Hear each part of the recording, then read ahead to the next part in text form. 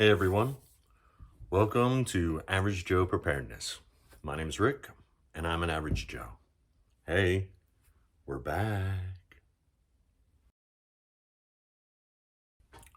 For those of you returning, I appreciate you coming back. I know it's been a while. I'll explain here shortly. For those new people, welcome. Welcome here. This is a channel for preparedness, prepping, whatever, for average people, because I'm just an average guy. So first thing is, why has it been a while? Well, first one is real life. So real life happens, guys, whether you want it to or not, and you have to deal with it. So that's one. And understand that this is just something I do in my spare time when I have it. This is not a side hustle, which we can talk about some other time. I get nothing from this. If you want to support it, you like it, you comment, you share, you subscribe, you do all those nifty little button things. That's the only way this channel gets supported. So that was one of the reasons, is real life. The other one, and I hope you guys don't take this wrong, is whenever something came up and I was like, man, you should make a video about that. You know, people want to talk about that. You should talk about it. You should. What it did was it motivated me to re-examine my own life. And then instead of making the video, I was taking care of me. I was doing what I was going to recommend to you guys, but I was actually doing it. So, and then by the time it just time wears on. And that brings up a good point, I think, which is make sure that you are taking care of you. You have to take care of yourself first, okay? Because if not, you can't take care of other people. Does that make sense? It's if anybody's been on an airplane, you know the thing when they tell you when the oxygen masks come down, you put it on yourself first, so that way you don't become incapacitated, and that way you can help somebody else. If you're not taking care of you, you ain't taking care of anyone else. Does that make sense? I hope so. Another reason I haven't been on here is, although I have had times where I can look on YouTube, look at other content creators, and there's a lot of good people out there giving a lot of good information. Not exactly what I would do, but good enough. But recently, and you guys can comment below if you disagree with me. I'd like to know what you think. If you guys look at other content creators, which I hope you do, is people are getting angry and people are getting mean and they're getting spiteful. And those are bad things. You got to stay positive. If you go back and see my videos, you'll know that I'm all about being positive. And then some of them who I watched for a couple years have now kind of turned into, I don't take this wrong, guys, but they've turned into like infomercials. Does that make sense? Yeah. Yeah, if you guys see the camera jumping around, sorry about that. I don't have a really good stand to put it on. Like I said, I just do this in my spare time. So, since the last time, let's see what's been going on here. So, the gardens did really well this year on some things, just like last year, not so well on others. Little note, if you're planning on doing it, it takes years to figure out how to grow something. We've covered this before. If you get online or look at it, it says it literally takes like 2 or 3 years to figure out how to grow one thing. And if you go to some gardening YouTuber content creators out there, I'm sure they'll verify the same thing. And even after a couple of years, you don't always succeed. So really, for preparedness, if that's anywhere on your list, you need to start it now, because it literally takes 2 to 3 years to figure out how to grow things. One thing like carrots, and then it takes 2 to 3 years. I mean, you can do it at the same time, but 2 to 3 years to figure out how to grow potatoes. And I still haven't figured out how to successfully grow corn. So this year we had the two raised garden beds, and then the garden strip along the fence, which we've talked about before. And I extended the one along the fence to basically its full capacity. There's a dead space there it's in sections, and I was only growing little sections, and now I grew the whole thing this year. So we had some carrots, still working on getting success on carrots. Potatoes this year was way better than before. Didn't do it in the buckets, did it in the ground. So was actually able to eat potatoes for like 4 meals, because I planted the potatoes 2 by 2 by 2 and harvested them 2 at a time, 2 plants at a time, and we were able to eat those meals and leftovers. So stews and mashed potatoes, and I did it once with a pot roast, and doesn't matter. Actually ate them. Lettuce, still having a hard time with lettuce, although we did eat it. I mentioned the carrots. Corn, tried to grow corn for the second year in a row, still not working. However, that being said, and making, lemonade out of lemons, is I took the corn stalks, and once I died, we use them as decorations for Halloween. Did more spinach, still haven't figured out that one yet. Cucumbers. So last year I did cucumbers, I did pretty well, and I'm like, I like cucumbers. Cut them up, put them in a salad. Maybe one day I'll figure out how to make pickles or something. But your area, your yard, or wherever you're planting, I'm planting in yard because I live in suburbia. So yeah, I do the dead space, like sides of the houses and stuff like that normally isn't getting used. And so I'm like, well, I wonder where cucumber is going to grow. So I planted it in different places to see what microenvironment, because there's fences and shade and wind and rain and whatever, where it was going to grow. And cucumbers don't care. Here, at least. They went nuts. I had more cucumbers than I knew what to do with. I'm giving them to neighbors. Where I learned you can make cucumber bread, which is actually pretty good. It tastes a lot like banana bread. But the point being is, really had a good thing with cucumbers. Pumpkins, grew pumpkins for the fall for now. Did really well on pumpkins. We got them sitting out on the porch, use them as decorations and stuff.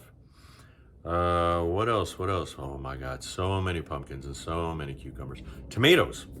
So did tomatoes in a different place because I plant in different places, again, microenvironments, and they did really well this year. So we actually ate tomatoes, and yeah, hold on, I'll get back with you. So I put up just recently 3 more raised garden beds for next year. And so I put cardboard on the bottom. I'm sure someone's going to critique me. You can critique me below if you know a bunch about raised garden beds. But I put cardboard on the bottom. It keeps the weeds down and attracts the worms, supposedly. Then a little bit of potting soil, just a thin layer. And then scraps from the yard. I compost, but it's like the leaves and stuff. I'm just putting it in there. And then I have some compost starter. I have some compost. I put a little bit in there. More leaves, a little bit of grass. Basically, the raised garden beds they are 16 inches.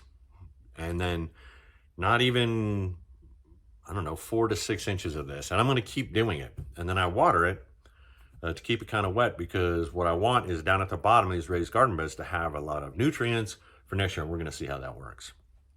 So basically, it's just going to sit there all winter. And then I'll fill it up come the spring. And again, we have different areas, because next year I'm going to be planting more things in more areas, because food. Yes. Now, in other videos I've covered, and I will cover again, about shortening your supply chain as much as you can, as often as you can, because I hope people are paying attention with the supply disruptions that are going on right now. So it's a good thing. Shorten them down. And if you can plant food in your yard, well, that's about as short as it can get. It's right outside. And I've literally gone out there. We'll pull onions. I got an onion patch going 2 years running now. 2 years, 3 years running. Hopefully next year it'll come back again. I'm pretty sure it will. And I would be lettuce and tomatoes and onions, and you cut them up. You can make a salad, or the onions and the potatoes and the tomatoes and the carrots, and put them into a stew or pot roast, which I already mentioned. So if you can get these things, food right here, wherever you are, is food. See what I'm saying? You don't have to, it's a reoccurring, it happens over and over again, it repeats. And it's especially with established things. Now I have some established stuff over here, like asparagus. Now asparagus not only does it take 2 to 3 years to figure out how to grow something, asparagus, if you like that, it's up to each individual, it actually takes 2 to 3 to 4 years to actually get established for you to eat it. So next year, luckily, we'll be able to eat some asparagus. Yay.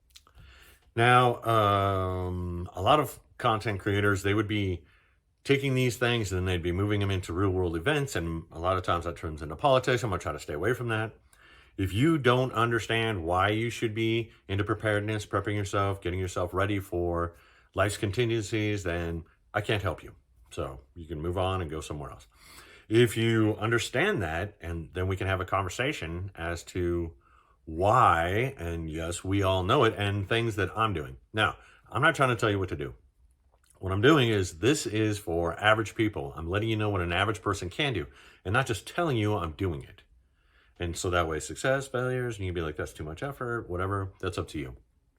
And if you have ideas, if you got stuff that you want to know about, comment. Just let me know. Say, hey, what about this? Please try to keep it that an average person can do it, because that's all I am. So getting back on the garden, composting. Composting is coming pretty well. I have rotating bins, the spinner bins. I mentioned that before. I got another one. So I think I'm up to 1, 2, 3. I have 3 and they're 2-sided, so 6 different things. Prior to going into that, I have a framed thing. They call it cold composting because I don't flip it and keep it wet because it smells too much. And I'm using the compost. By the way, plants, grass, everything loves compost. In case you guys were wondering, I'm not talking about compost like cow poop. I'm talking about compost like grass and leaves, and not too much grass because that stinks like cow poop. Just to let you know. Yeah, I think someone said it's like 4 inches deep and is bad. Anything more than that, I try to keep it like 1 or 2 inches when I'm putting in this stuff because it ends up smelling like cow poop. Bad. What else has happened? I did a video once on a get home bag that I think I showed you guys what it was for the lovely lady in my life. Since then, I made one for myself. It's in my vehicle. It's a little different because a get home bag is like where you work or the average distance you are. Can you get home from that place? And I also upgraded, like I added a few things. I don't think there was like a whistle. So I put a whistle in there. There's a couple other little things. And maybe I'll go over my bag at some point and show you what the new one is. And if you guys got ideas to make it better, once again, you'll be able to comment. I listen. And I think I've read pretty much every comment. Not that there's many, but I really have. And then currently building get home bags. And I know I've been doing this for a bit, and I'm talking about before I was filming this, like looking into preparedness, blah blah blah, get schmackety, and I'm just getting those bags because I do things a little bit at a time. And hopefully you guys will understand this because we'll get into finance, which is something I always kick in on, is you have to be able to afford to do it. And if the only way you can afford to do it is a little bit at a time, it's better than nothing. There was like a little saying, it says, somebody getting up walking around is kicking the crap out of somebody who's just sitting there. Does that make sense? So yeah, got a couple of bags, building them, one for me, one for the lovely lady in my life. We'll have them out here in the garage where when you take off, you can just go either throw them in the car if cars are available, whatever the contingency is, or just grab them and head out. So it's kind of cool. Probably go over one of those. I'm sure there'll be a lot of critiques down there, which I have no problem with. But yeah, we'll go over the get home bags, or excuse me, not the get home bags. I said I would do a get home bag, but I'm talking about a go bag or a 72-hour bag or an inch bag. They have all these names for them. Basically, it's the bag, the Red Cross and FEMA, and everybody says that if something happens and you have to leave real quick, it's just something you can grab real quick. Yes, grab and go bag, whatever. All right, before this video gets too long, we're going to go ahead and close it up. And I would be not me if I didn't bring this up. If you're new into preparedness, or if you've been doing it for a while, we're going to retouch on this, and that is finances. All right, a lot of things have happened since the last time I made videos. A lot of things have happened this year. I'm sure a lot of stuff has happened to a lot of other people.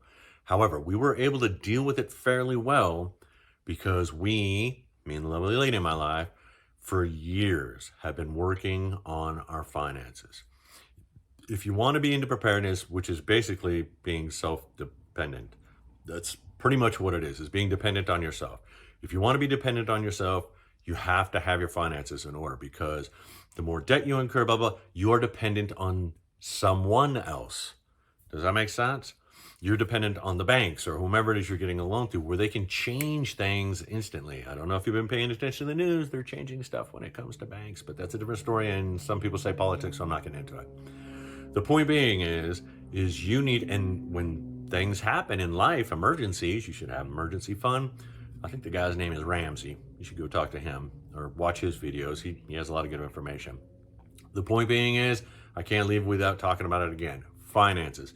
And when it comes to anything I do around here, you'll see that finances are involved, i.e. like the raised planter beds. I didn't have those to grow this year. I'm going to have them for next year. Let me explain why. At the beginning of this year, I don't know if you remember how lumber prices were, and I couldn't afford them. It's just that simple. I could go in debt. Could I put it on a credit card? Yes. Could I put it on my, what is that? You've got those little lines of credit in your bank. Sure, I could have done that. No, not going to do it. And you guys shouldn't either. So what I did was I had to put more money away because I had the money put away to get them, but the price had gone up. And luckily for me, the price came back down again. So I was happy. Then I could afford the lumber because I did all the work myself. I built them myself, but I had to get the lumber. You with me?